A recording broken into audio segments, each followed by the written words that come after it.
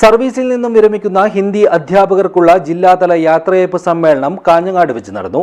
ഹിന്ദി അധ്യാപക മഞ്ച് സംസ്ഥാന acting secretary Shiny ഉദ്ഘാടനം ചെയ്തു. ദിസ് ന്യൂസ് സ്പോൺസർഡ് ബൈ ഉയർന്ന ഗുണനിലവാരം, തികഞ്ഞ വിശ്വസ്തത, ജനതാ പാൽ. കാസർഗോഡ് ജില്ലയിലെ UP ഹൈസ്കൂൾ വിഭാഗം ഹിന്ദി അധ്യാപകരായി ദീർഘകാലം സേവനമനുഷ്ഠിച്ച് സർവീസിൽ നിന്നും വിരമിക്കുന്ന അധ്യാപകർക്കാണ് യാത്രയയപ്പ് നൽകിയത്. ഹിന്ദി അധ്യാപക മഞ്ചിന്റെ നേതൃത്വത്തിൽ കാഞ്ഞങ്ങാട് ഹോസ്ദുർഗ് ബാങ്ക് ഹാളിൽ വെച്ച് നടന്ന ജില്ലാതല യാത്രയയപ്പ് സമ്മേളനം ഹിന്ദി അധ്യാപക മഞ്ച് സംസ്ഥാന ആക്ടിംഗ് സെക്രട്ടറി ഷൈനി ഉദ്ഘാടനം ചെയ്തു.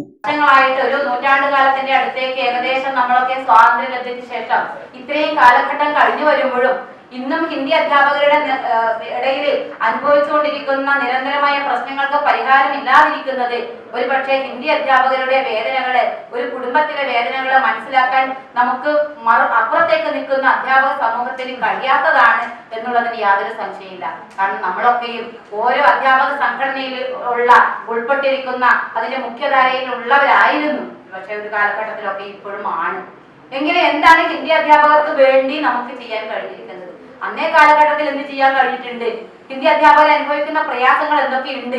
നമ്മൾ അന്നും അനുഭവിക്കുന്ന ഒരുപാട് പ്രയാസങ്ങൾക്ക് അന്ന് അനുഭവിക്കുമ്പോൾ സ്വയം അനുഭവിച്ചു തീർക്കുകയും വേദനിച്ചു തീർക്കുകയും ചെയ്തിരുന്ന ഒരു കാലഘട്ടമായിരുന്നു. ഹിന്ദി അധ്യാപക മഞ്ച് ജില്ലാ പ്രസിഡന്റ് K. സജിത് ബാബു അധ്യക്ഷത വഹിച്ചു. ചടങ്ങിൽ യുവ എഴുത്തുകാരിയും സിനി ആർട്ടിസ്റ്റുമായ MK പ്രിയ ടീച്ചർ മുഖ്യാതിഥിയായിരുന്നു.